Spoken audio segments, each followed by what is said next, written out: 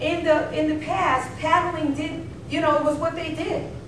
But now scientists have proven the damage and the harm caused to children and their fragile self-esteem. The thing is that parents must be aware of is that when you either give your child permission to be spanked, or if your child is in a district where you don't have the option. For example, Robeson County, they can spank you whether you turn in a note that says don't spank or not. Believe it or not, the law would still protect them.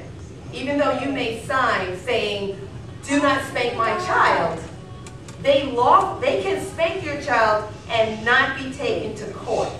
Now, most schools will abide by your request, but if they didn't, you would have no recourse. The government's not going to step in and say, oh, we better fire her. They protect the teachers. And so parents may not be aware. They may say, it's okay for you to spank my child. You may say that.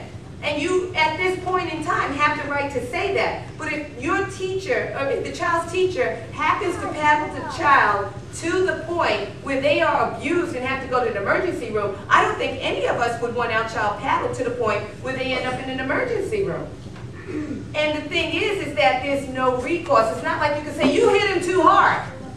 They really don't care. There's nothing you can do. Once a teacher has gone to the extreme case and created injured hindies like this, if you don't like it, you can go to a jury and say, hey, I want this person punished or arrested or sued or any of the above, and they're going to say, unless the injury shocks the conscience of the jury, you have no case.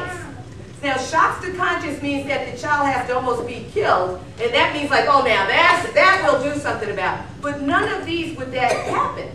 Now, these children have been paddled to a point way beyond what I think anybody in here would want for their own child. Now, we have teachers, they're people just like us. You go to work sometimes, you just had a fight with your husband, you have financial problems, you're a little edgy, the kids been getting on your nerves, they don't pay us enough, and you're frustrated, you got lesson plans, tests, deadlines, no child left behind, bam! Okay, that's what happens. It can happen. Joking about, yeah, I spanked her behind, referring to this little African-American girl, 13 years old. So the teacher, the black teacher, went to the girl and said, listen, you have got to stop letting them paddle you. You're a young lady, you're 13, you don't need to be getting paddled. And she said, I don't know how to behave unless I get spanked. 13 years old. And thanks for shaking your head, because that isn't funny. That's sad that this girl thinks that she needs a paddling because she's been paddled enough where she thinks that she can only behave if she gets paddled. She's 13 years old. Now, what's possibility out there for her? The possibility of marrying somebody that will paddle her. Okay? The possibility of getting a job where you are paddled. Okay, 13 years old, and think of that little girl who was 6 years old in Robeson County, who the teacher tied her to the desk. The girl was sitting there, she tied the girl sitting there with her legs open, her legs are tied, the kids are laughing at her, and the reason the teacher tied her to the desk, they said, is because she wouldn't sit still. Now get inside that world right now. A 6-year-old wouldn't sit still, so the teacher tied her legs to the desk. Now, if there's no such thing as teachers being allowed to put their hands on a kid, her legs would have been tied because I can't touch her legs. I can't yank his arm. I can't hit this kid in the head for not doing his homework, which is stuff that I witnessed. You understand what I'm saying? Once you're allowed to touch a child, the whole gamut becomes okay.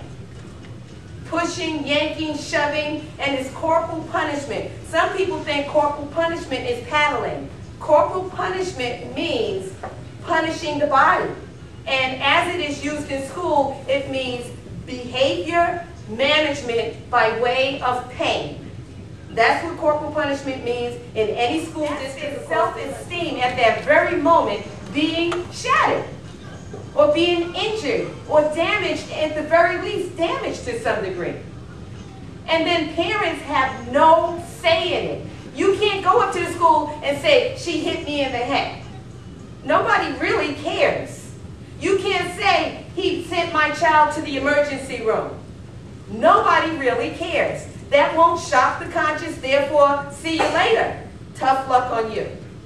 And it's very important that you know, if you say it's okay to spank my child, that you know if it is done in any excessive or abusive manner, you can say goodbye, because they're just going to say too bad. There's no recourse for you. They protect each other in the government, and they are not going to do any individual compensation, not even an apology. Corporal punishment came to this country in the 1770s.